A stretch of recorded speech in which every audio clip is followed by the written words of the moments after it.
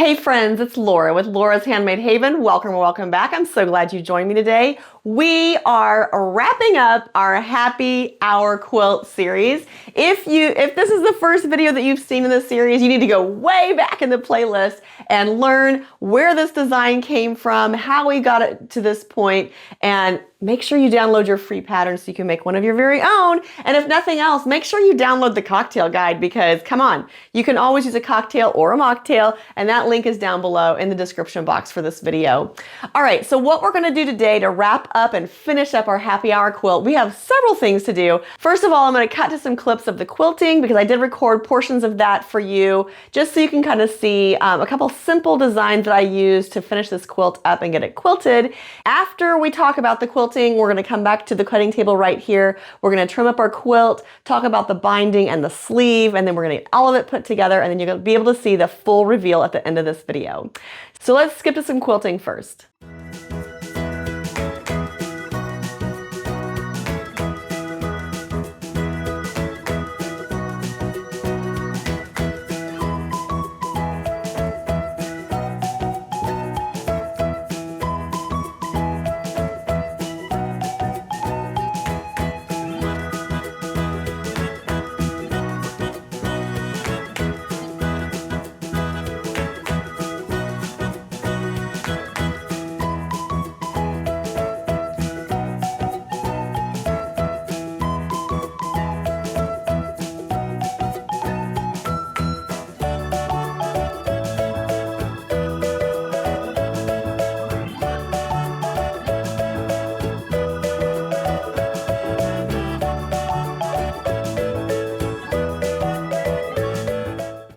Enjoyed getting to see a little bit of the quilting process for this quilt. I hope that you appreciate the simple designs that I used just because I wanted to keep this beginner friendly, and I thought sometimes we believe that it has to be so complicated and so dramatic of the end, but really for this quilt I want the layout and the design to shine more than the quilting itself, so that's why I chose a simpler design for this quilt. The next thing I need to do is go ahead and trim up all of the sides. I already have my binding pieces cut. They do need to be sewn end to end, and then we're going to talk about the sleeve and how I attach that. So first of all, I'm just going to lay this quilt out on my table. Now remember that I am working with an 18 by 24 inch cutting mat, so I definitely have to be a little creative when I'm squaring up my quilt or when I'm trimming my quilt. So I use my 6 by 24 inch ruler and my rotary cutter, and I hope for the best, to be honest with you, but no, it'll be fine. For the most part, you can trust the fabrics because they will, for the most part, stay square when it's quilted, but sometimes it does get a little off. I start by cutting off the excess batting on one side. And actually, I think I'm gonna move you a little closer so you can kind of see the actual edges that I'm trimming off. All right, so I'm gonna turn my mat so I can get the most of the quilt on here that I can. And basically what I'm gonna do is I'm gonna use my ruler and I'm gonna go on that top edge because I know that I just cut that off straight. And I feel like this square did pull out, and that probably happened when I basted the quilt down.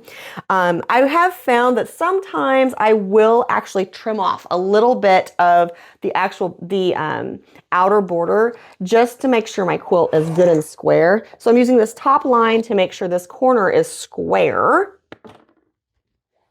No one come at me for leaving my rotary blade open. I know it's open. I will be very careful, I promise. I'm going to use my ruler and go right on the line up here to make sure that I continue that straight edge all the way down the side of my quilt. And now when I'm getting to the bottom, I'm going to do this, I'm continuing down that straight edge. So see how, it just happens sometimes when it's quilted that the fabric stretches just a tad, and that will cause your quilt to be a little out of square. I also like to use one of my inner seams because those should be straight, right? So you can line it up on the outer border strips, and there's a seam that comes right down here. You can also line your ruler up on that. And this is, this is what you do when you just don't have a big space to trim your quilt up perfectly. Okay, and again, I'm going to use the side and the bottom that I just trimmed up to make sure this corner is square. That's why I left just a little bit in the corner down here, because I wanted to use this bottom edge as well to square up the corner for my quilt. All right, so now I'm just going to turn the quilt because we have one side done and 3 sides to go. And it's the same exact process for all 4 sides. I just like to trim just a little bit off that outer border, not a lot, but just enough to make sure I have a really straight edge to work with. And then when I get close to the corner, I won't cut all the way to the corner. I'm going to cut just a little short of that, because that way I can use those 2 edges to make sure I have a really nice clean cut. All right, so now when I'm close to the corner like this, I am going to use that inner seam to make sure everything is still really good and square, and it is, yay! But I'm not gonna cut all the way to the corner, just a portion of the way. I'm going to use this bottom edge to make sure it is straight. And now I can use this edge to square up my corner. All right. Now we're going to flip the quilt again, do the 3rd and 4th side, and then we'll be ready to talk about the sleeve. Now that the quilt is trimmed, we need to talk about the sleeve. And you may be wondering, why are we talking about the sleeve before the binding? Well, because I like putting my sleeve in with the binding, so the top edge of that sleeve is going to be inside the binding of my quilt. It just gives me a really nice finished look, and it hangs really well on my curtain rod in my living room where I display my quilts. So I'm going to use the backing fabric that I had left over from the quilt, and that's what I'm going to cut my sleeve out of. And for my sleeves, I like to cut them at about 9 inches wide. That way when you fold it in half and put it in that binding, you still have a really nice about 4-inch sleeve, and that should fit any rod that you have for like your own personal use or any quilt shows that you may be taking your quilts to. So just to cut the sleeve, what we need to do is we need to figure out how wide our quilt is.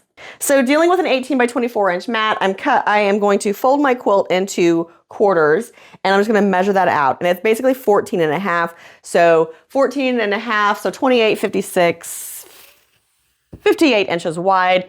So I'm going to need 2 sleeves because I have a brace in the middle of my curtain rod. And so I usually cut my sleeves so they, I don't have to deal with that brace. So when calculating my sleeve length, like I said, my quilt is right at 58 inches wide. So I'm going to want 2 30-inch pieces of fabric that are 30 by 9 inches long. And the reason I cut them at 30 is because I am going to turn the little ends down on each side of the sleeve. And then I'm also going to have a little break in the middle. This is pretty close, so we're gonna go with this and then we can cut it down. So I've just taken some of my backing fabric that was left over from the quilt, and that way it's gonna blend in perfectly with the back of my quilt. Now, if you don't have that, don't stress. You can use whatever you need for a sleeve. And I know some people actually put sleeves on their quilts and then take them off after the quilt show or whatever. I have some of my, and that's, you know, if that's what you're planning on doing, don't follow this method because this sleeve is going to be sewn into the quilt binding itself, so you won't be able to take this off afterwards. If you can make one long sleeve, then please do that. You don't have to make 2. Like I said, the curtain rod in my living room just has that brace in the middle, so it's very helpful for me to have 2 sleeves, because then when I put them next to each other on the quilt, that I can center the quilt. It helps me center the quilt on the rod, and it gives a little space in the middle for that bracket to not be inside of anything, and it just hangs better. All right, so these need the ends flipped under, and then my binding strips need sewn end to end, and then we'll put the binding and the sleeve on the quilt, and it's going to be amazing. Okay, so the first thing I'm gonna do is just sew those little seams at the end of my sleeves. And to do that, I don't measure this, all right? I just flip it over a couple times and I stitch it down into place. And I am using just a white thread in this, just because it's gonna blend fine with this fabric. I don't need to backstitch here because it's gonna be, both of these ends are gonna be stuck inside my binding on the quilt. so I don't need to worry about that. I like it when things are simple and a little, I don't know, organic maybe. It's not really, you know, really super stressful or precise. So, and sleeves are one of those things. Like I said, the only thing I wanted to make sure was just make sure they were 9 inches, because that's what I like. And measure the width of your quilt, because that's where your sleeves are going to be hanging. All right, so my sleeves are ready to be on the quilt. Now we're just going to work on our binding. And I do cut my binding strips at 2.5 inches. I know some people cut them at 2.25. I like 2.5, so that's what I do. The one thing that I do is I leave all my binding strips together in one stack, and I flip back the first one, and then everybody else is stacked up and ready for me just to stitch through. And yes, on these, I just do straight stitches, or straight seams. I don't do the mitered seams because it's all the same fabric and it's fine. So it will work out. I haven't had any issues with that. If you want to do the mitered seams, then please feel free to do that. I do know that some people say it cuts down bulk. Now, I feel like if you're doing that, it's probably because you're hand stitching your binding into place. And it's probably more important, and it's definitely more important for that to not have to sew through so many layers. But I do not do any part of my binding by hand. So I just do my end-to-end straight seams. Now I'm at the other end, and all of those will be sewn together.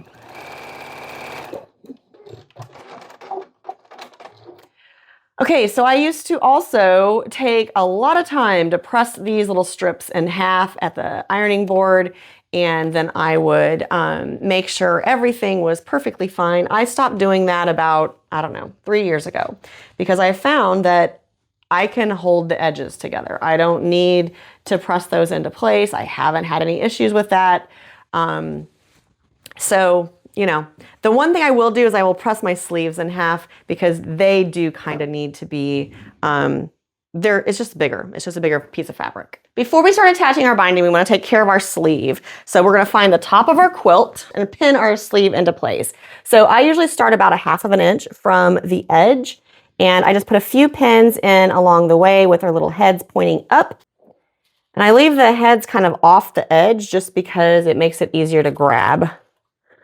Because I'm going to grab these while I'm attaching my binding. I'm going to take the pins out while I'm attaching my binding. Now that I have this one sleeve attached, I'm going to move my quilt off the table here to the right, get my other sleeve, and do the same thing from the other end. All right, so I'm going to lay the sleeve on the other side of my quilt, and it should work out in the middle. And then I'm just going to pin this one into place as well. Kind of working around a table and all kinds of stuff right here. So I apologize for not, for this not being like super evident in the video, but I'm just pinning the sleeve into place on the top of the quilt. That's all that's going on there. All right, then to start my binding, I'm gonna start down on one of the sides. It doesn't, I don't know, I don't feel like it really matters where you start your binding. Please leave your comment down below and let me know what you think where you should start your binding. I feel like if you finish your binding off correctly, then it's not gonna matter where you start it. I do know that it's very important to leave yourself a nice little tail here. I leave about 6 to 7 inches of a tail that's loose before I start sewing the binding on. I am using my 1/4 inch pressing foot, and I'm just going to go right along the edge, folding my binding strip as I go and sewing it into place.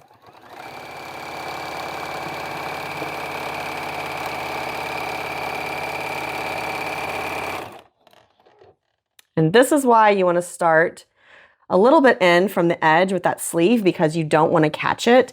I typically do flip that corner back up just because I don't want to accidentally catch the corner of my sleeve. And then I use my finger. My finger width is about 1/4 inch, and that's where I stop on the corner for my binding. And you'll cut it, and then you'll turn it. And we're going to be attaching the binding and the sleeve together now on the top of the quilt.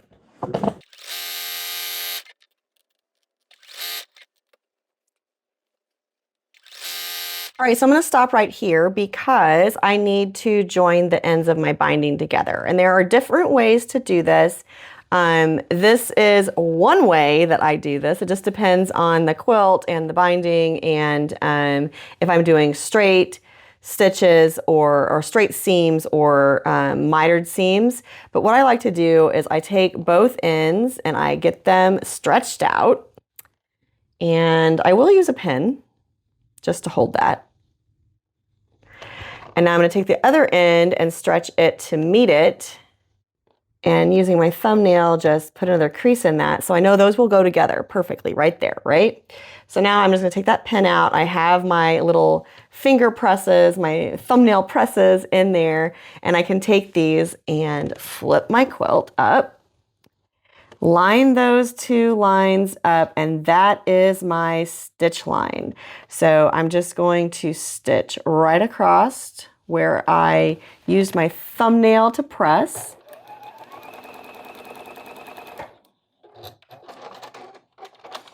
Now you can definitely take a pencil or something if you need to. This just has worked for me countless times, so I'm pretty confident in the method. Okay, so the binding is sewn to the back of the quilt. Now I have to flip the quilt over and sew the binding down to the front of the quilt. And before I do that, I'm changing the top thread color because I want that to blend in. And this is my little tip for you. If you're a newer quilter, or even if you're not, if you want to just be kind to yourself, make sure that your thread color is complementary of your binding. Because that way, if your stitch line isn't perfectly straight, no one's ever going to know because they're not going to look that close. They're not going to know that your binding stitch wasn't perfect all the way around the quilt. So let me get this flipped all over. And again, it doesn't, I don't know, I haven't really found like it really matters where I start with this. I'm just going to start on the place that's easiest for me. Now, before I do this though, I do like using this little joiner foot because, actually, let me show it to you. I like using this little joiner foot because it has this little part here in the middle that hangs down. And I'll adjust my needle and run this right on the edge of my binding.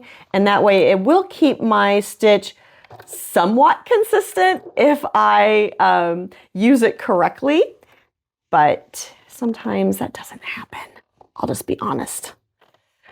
All right, and now I'm going to drop my needle and I'm going to kind of look, or drop my presser foot rather, and I'm going to kind of look to see where my needle is. Right now it's right on the edge of this. So I'm just going to move it over. So basically you just want to have it set up to where you can run the edge of your binding strip fold right on along with that little piece that comes down here, that little metal piece in the middle. Now my bobbin thread is still white and that's going to blend into my backing fabric, and the top thread is brown and that's going to blend into my binding strip. If you're not comfortable folding this up and holding it like I am right here, you can definitely use some binding clips and that will hold up your binding strip while you're sewing along. You can also use some pins if you don't have binding clips.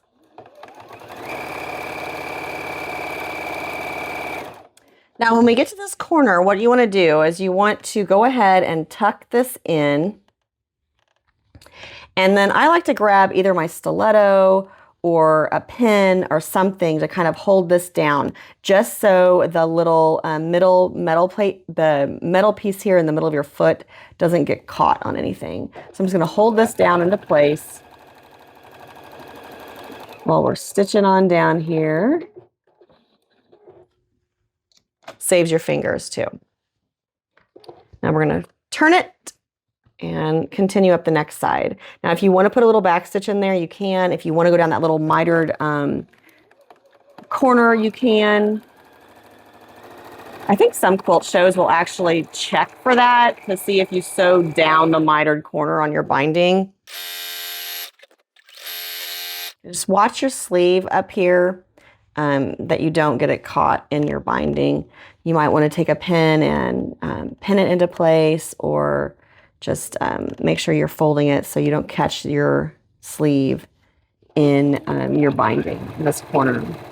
So on this top side of your quilt, because we have that sleeve attached up there, just make sure your sleeve is folded down, that it's flipped down, and not in this upper edge of, you know, the bottom edge of the sleeve and the top edge of the quilt. You don't want to get it caught in your binding. We are almost around this quilt. I can see where I began. Okay, so if we had made this quilt just for the bed or for a throw or something without that sleeve, we would be done, but we're not, because we have that sleeve to talk about. Now, what I like to do for my sleeves, and this is the only time, well, one of the very few times that you will ever see me hand sew anything, I will take a needle and thread and just tack down this lower edge all the way across the top of this quilt. So let me get my needle and thread handy and I'll show you how I do that. I just have a needle and doubled thread here, and I'm just going to start inside this sleeve on here, pulling it through to the knot. And then I am going to put just like a little knot right here. I'm going to just slip my needle and thread in there and do just like a little, I don't know, is that an overhand knot, I think? I used to know all my knots. I was a Girl Scout leader for years. We learned that stuff, but I have forgotten it since. All right, and so basically what I'm gonna do is I'm just gonna take a little stitch inside the sleeve and then just take a little bite in the quilt. I keep my finger on the front of the quilt for a couple reasons, control, but then also just to make sure I'm not going through all the layers and that I don't have any of this white thread on the front of my quilt. And I'm just going to go along the entire top of the quilt with this little stitch. So I'm just grabbing a little bit, going in the lining, going the backing rather. Take a little stitch inside the quilt and then coming back out on the sleeve all the way along the entire top of the quilt. And when I have that done, we'll get it hung and talk about our gorgeous happy hour. All right, guys, so I have the binding and the sleeve on my happy hour quilt, and we're in my living room right now because we're gonna hang it up on the wall. I thought it might be helpful for you to see what I meant when I was talking about there's a center brace, right? So I have 3 hooks on my wall, and this was just a standard curtain rod for, like, you know, a big window, right? So I just put it on my wall, and that's how I hang my quilts, is on this curtain rod. And so on the curtain rod, I already have my quilt, and the sleeve is right here. The split for the sleeve is right here in the middle, and that's gonna help me do 2 things. It's gonna help me center my quilt on the brackets, and it's going to allow that center bracket not to be hung up in a sleeve or anything or stuck in my quilt, and it's gonna hang a lot better just because I put that little split between the 2 sleeves in the middle of my quilt. So we're gonna get this up here and then we'll talk about the quilt. This is the happy hour quilt. The pattern is free. All the templates, everything are provided for you free. It's in the description box down below. You will be routed to my website where you can get to the free resources and download that PDF. The PDF is complete with all the templates and all the directions that you need to complete your own happy hour quilt. In addition to that, check out the description box, because if you followed along during the happy hour quilt along, then you'll know that for each block in the quilt, I had a custom handcrafted cocktail and mocktail that my amazing stepdaughter Callie and I put together. So that recipe booklet is also in the description box down below, a link to it. Again, you're gonna go to my website, which is lauramakes.com, and then find that resource on the page and download your free PDF of 9 different handcrafted cocktails and mocktails that go along with the happy hour quilt. So just to recap what we have done over the past 4 months, we've made 9 amazing cocktail blocks that each have their own little custom cocktail mocktail that goes along with them. And we've also learned how to use bias tape to do curves and lettering for the bottom of our happy hour quilt. We tackled those partial applique pieces because some of our pieces here, the bucket and the shaker, bridged out onto the border, and the outer portions of the quilt, so we couldn't applique all of them down all at once. We had to applique them in segments. So I hope that you learned some tricks, and I hope that you picked up a couple things that you could add into making this quilt or another one that you have in your craft space. I hope that it's given you the courage and the knowledge in order to at least tackle it. Try it. You can do it. If you've never done an applique quilt before, believe me, you can do it. All of us start with that first quilt, and all of us build upon those skills and improve as we go along. So catch yourself some slack, give yourself some grace, and remember that you can do applique if you want to. This method of applique is basically using an interfacing, so all of your pieces are have an interfacing backing, and you flip them all out so you have that nice, really so you have that real nice finished edge around all of your shapes. Now, in addition to that, just the applique part, I also showed you how to do some machine embroidery with some stabilizer on the backs of all of these quilt blocks. So you have the outlines for the glasses themselves on the block with some machine embroidery with a standard sewing machine. No embroidery machines required. All right, so I'm just gonna kind of zoom in and let you see all the different blocks and how this came together, and wrap this up for our happy hour quilt sew along. The first block we tackled together was the Passionate Local Girl in our cute little coupe glass. It has some passion fruit and some cranberry and some limoncello in it, I believe. The next quilt block that we tackled together was the Bambazeled cocktail. And with this one, we learned how to do that skewer and how to get those leaves on there to make sure that skewer was aligned perfectly for our block. And then you can also see the machine embroidery there for both of those glasses. The next block we did was the French 77. And with that one, we learned how to make that funny little curl with that bias tape and how we could get it down pretty quickly and pretty flat on our quilt block. We also made a cute little applique orange to go with that. The fourth block we did was the Mandarin Sky. This was my husband's favorite cocktail of the series, and there are some tangerines adorning the glass with it. Next, we had the chocolate-covered cherry espresso martini. There's a lot of words in that cocktail, but believe me, it is quite yummy. If you like espresso martinis, make sure you check out the recipe for this one because I believe that you're going to love it. The next drink we had was a strawberry smash margarita, kind of a twist on a classic margarita. We'll just do some muddling of some strawberries. Now those strawberry leaves are quite the tricky little boogers, but we got it done and they look great adorning our strawberries on our strawberry smash margarita quilt block. The next one up was the cake slide, and that's because, well, I do love some cake vodka. And so we had to mix that with some Baileys and some other things, but we have this cute little quilt block. And we learned how to do a straw that looks like it's stuck into that whipped cream at the top. We also learned how to do some machine embroidery to accent our umbrella. The eighth block in the series was kind of a cherry old fashioned. And once again, we learned how to do that twist with that 1/4 inch bias tape to make that orange twist on the glass. We also curved the cherry stem, which actually was straight bias tape, but we were able to get a slight curve into it so we could have that cherry stem floating in our glass. The last block that we did with a cocktail was the limoncello spritz, and that's actually what I have today, just in the wrong glass, I guess. It's got a little limoncello, a little coconut, and this is a very fun tropical summery drink. So if you're looking for a cocktail that would be great for the summer, I would definitely recommend you check out the limoncello spritz.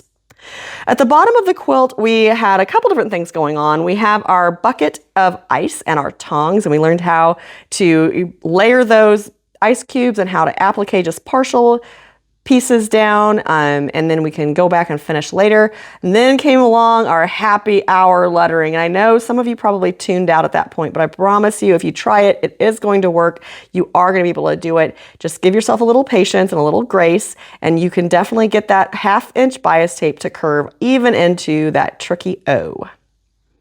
And last on our quilt is that shaker and jigger. And again, we added a lot of bias tape to that just to decorate them up a little bit.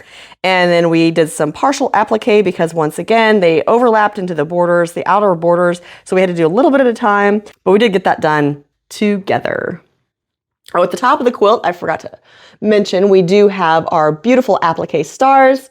Now remember, all of the templates that you need for this quilt are included in the PDF, so make sure you check out the description box below so you can get the link to get your own free pattern for the happy hour quilt. Now the quilting, I really feel like the quilting for this quilt kind of took it from just a quilt to having that modern vibe that I was going for.